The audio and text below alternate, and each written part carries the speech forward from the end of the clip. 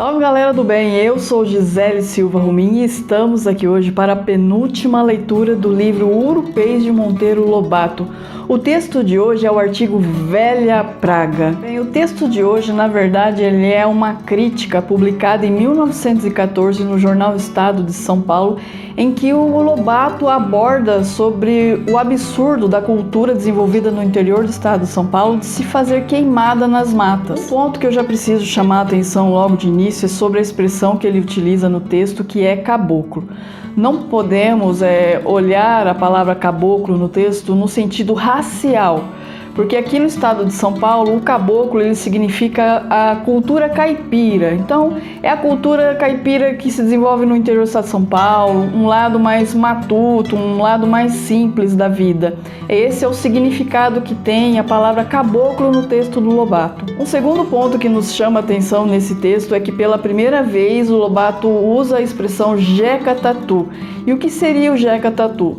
Seria a figura desse matuto interiorano aqui do estado de São Paulo que tem essa cultura de queima de matas, a cultura de levar a vida na flauta, como nós dizemos aqui no estado de São Paulo. Então, sem mais delongas, vamos logo à leitura desse texto. Velha Praga, Monteiro Lobato.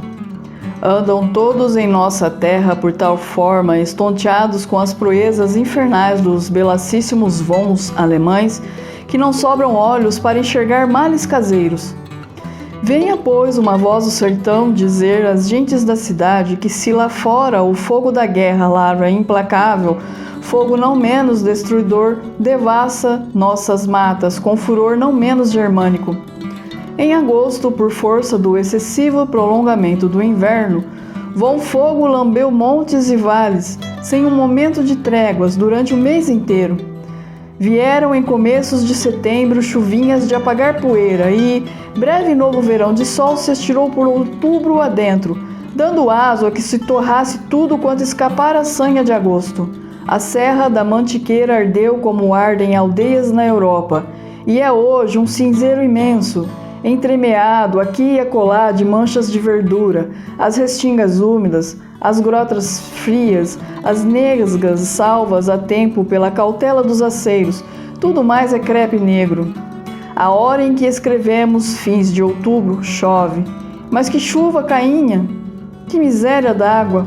Enquanto cai do céu pingos homeopáticos medidos a conta-gotas, o fogo, amortecido mas não dominado, amoita-se insidioso nas piucas a fumegar imperceptivelmente, pronto para arrebentar em chamas mal se limpe o céu e o sol lhe dê a mão.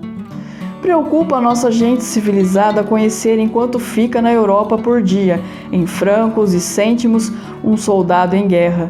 Mas ninguém cuida de calcular os prejuízos de toda sorte advindos de uma assombrosa queima destas. As velhas camadas de humus destruídas, os sais preciosos que em breve as enxurradas deitarão fora, rio abaixo, via oceano. O rejuvenescimento florestal do solo paralisado e retrogradado, a destruição das aves silvestres e o possível advento de pragas insetiformes, a alteração para pior do clima com a agravação crescente das secas, os vedos e aramados perdidos, o gado morto ou depreciado pela falta de pastos, as 101 particularidades que dizem respeito a esta ou aquela zona, e dentro delas a esta ou aquela situação agrícola. Isto, bem somado, daria algarismos de apavorar. Infelizmente no Brasil subtrai-se, somar ninguém soma. É peculiar de agosto e típica essa desastrosa queima de matas. Nunca, porém, assumiu tamanha violência, nem alcançou tal extensão como neste tortíssimo 1914, que, bens ao Deus, parece aparentado de perto com o célebre ano 1000 de macabra memória. Tudo nele culmina, vai logo às do cabo, sem conta nem medida. As queimas não fugiram à regra. Razão sobeja para desta feita encararmos a sério problema. Do contrário, a Mantiqueira será em pouco tempo todo um sapezeiro sem fim, erisipelado de samambaias, em 2 términos a uberdade das terras montanhosas. Qual a causa dessa renitente calamidade? É mister um rodeio para chegar lá. A nossa montanha é vítima de um parasita, um piolho da terra, peculiar ao solo brasileiro, como as argas, o é aos galinheiros ou aos sarcóptes mutans, as pernas das aves domésticas. Poderíamos analogicamente classificá-lo entre as variedades do Porigo decalvans, o parasita do couro cabeludo produtor de pelada, pois que onde ele assiste se vai despojando a terra de sua coma vegetal até cair em morna decrepitude, nua e descalvada. Em 4 anos a mais, ubertosa região se despe dos jequitibás magníficos e das perobeiras milenárias. Seu orgulho e grandeza para o achincalhe crescente, cair em capoeira, passar desta a humildade da vassourinha e descendo sempre, encruar definitivamente na desdita do sapezeiro, sua tortura e vergonha. Esse funesto parasita da terra é o caboclo, espécie de homem baldio, seminômade, inadaptável à civilização, mas que vive à beira dela na penumbra das zonas fronteiriças. À medida que o progresso vem chegando com via férrea, o italiano, o arado, a valorização da propriedade, vai ele refugindo em silêncio com o seu cachorro, o seu pilão, a pica-pau e o isqueiro, de modo a sempre conservar-se fronteiriço, mudo e sorna. Escocorado numa rotina de pedra, recua para não adaptar-se. É de vê-lo surgir a um sítio novo para nele armar a sua arapuca de agregado. Nômade por força de vagos atavismos, não se liga à terra como o campônio europeu. Agrega-se, tal qual os sarcóptes, pelo tempo necessário à completa sucção da seiva convizinha. Feito o que, salta para diante com a mesma bagagem com que ali se chegou. Vende um sapezeiro para criar outro. Coexistem em íntima simbiose sapé e caboclo. São vidas associadas. Este inventou aquele e lhe dilata os domínios. Em troca, o sapé lhe cobre a choça e lhe fornece fachos para queimar a colmeia das pobres abelhas. Chegam silenciosamente ele e a sarcópta fêmea, esta com um filhote no útero, outro ao peito, outro de 7 anos à orelha da saia, este já de pitinho na boca e faca à cinta. Completa o rancho um cachorro sarnento, brinquinho, a foice, a enxada, a pica-pau, o pilãozinho de sal, a panela de barro, um santo encardido, 3 galinhas pevas e um galo índio. Com estes simples ingredientes, o fazedor de sapezeiros perpetua a espécie e a obra da esterilização iniciada com os remotíssimos avós. Acampam. Em 3 dias, uma choça, que por eufemismo chamam de casa, brota da terra como um urupê. Tiram tudo do lugar, os esteios, os caibros, as ripas, os barrotes, o cipó que os ligas, o barro das paredes e a palha do teto. Tão íntima é a comunhão dessas palhoças com a terra local que dariam ideia de coisa nascida do chão por obra espontânea da natureza, se a natureza fosse capaz de criar coisas tão feias. Barreada a casa, pendurado o santo, está lavrada a sentença de morte daquela paragem. Começam as requisições. Com a pica-pau, o caboclo limpa a floresta das aves incautas. Pólvora e chumbo adquire-os, vendendo palmitos do povoado vizinho.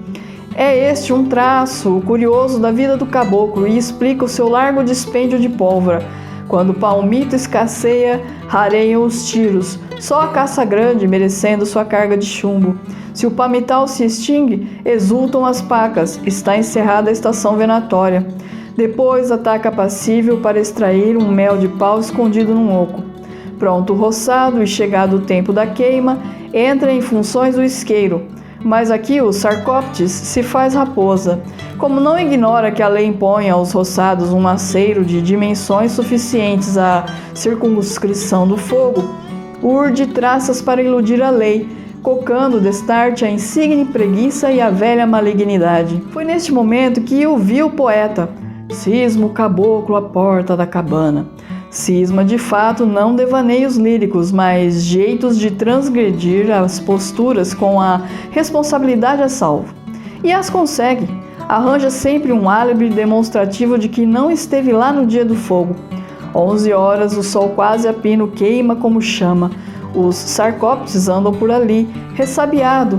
Minutos após a crepita, a labareda inicial, medrosa numa touça mais seca, oscila, incerta, ondeia o vento, mas logo encorpa, cresce, avulta, tumultua, enfrene e, senhora do campo, estruge fragorosa com infernal violência, devorando as tranqueiras, estorricando as mais altas frondes, despejando para o céu golfões de fumo estrelejado de faíscas. É o fogo de mato. E como não o detém nenhum aceiro, esse fogo invade a floresta e caminha por ela adentro, ora frouxo nas capetingas ralas, ora maciço aos estouros nas moitas de Taquaraçu.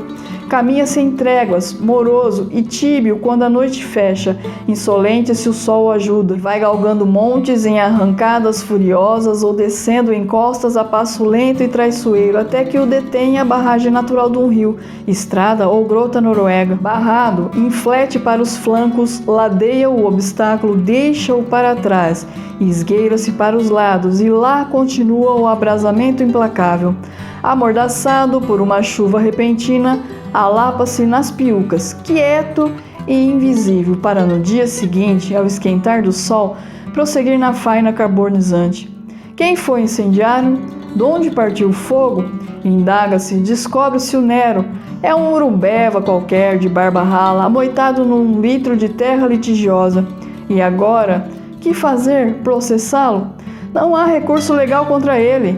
A única pena possível, barata, fácil e já estabelecida como de praxe é tocá-lo. Curioso esse preceito. Ao caboclo, toca-se. Toca-se como se toca um cachorro importuno ou uma galinha que vareja pela sala.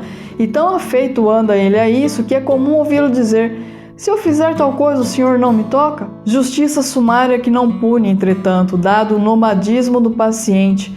Enquanto a mata arde, o caboclo regala-se. Eita, fogo bonito! No vazio de sua vida semi-selvagem, que os incidentes são um jacu abatido, uma paca fisgada na água ou um filho novo e mensal, a queimada é o grande espetáculo do ano. Supremo regalo dos olhos e dos ouvidos. Entrado setembro, começo das águas, o caboclo planta na terra em cinzas um bocado de milho, feijão e arroz, mas o valor de sua produção é nenhum diante dos males que para preparar uma quarta de chão ele semeou. O caboclo é uma quantidade negativa. Tala 50 alqueires de terra para extrair deles o com que passar fome e frio durante o ano. Calcula as sementeiras pelo máximo de sua resistência às privações. Nem mais, nem menos, dando para passar fome sem virem a morrer disso. Ele, a mulher e o cachorro. Está tudo muito bem. Assim fez o pai, o avô. Assim fará a prole empanzinada que naquele momento brinca nua no terreiro. Quando se exaure a terra, o agregado muda de sítio. No lugar fica a tapera e o sapezeiro. Um ano que passa e só este atestará sua estada ali. O mais se apaga como por encanto. A terra reabsorve os frágeis materiais da choça e, como nem sequer uma laranjeira ele plantou, nada mais lembra a passagem por ali de Manuel Peroba, de Chico Marimbondo, de Jeca Tatu ou outros sons ignários de dolorosa memória para a natureza circunvizinha. Então é isso, pessoal. Eu agradeço imensamente a todos vocês que chegaram até aqui comigo nessa leitura. Um super beijo e até a próxima!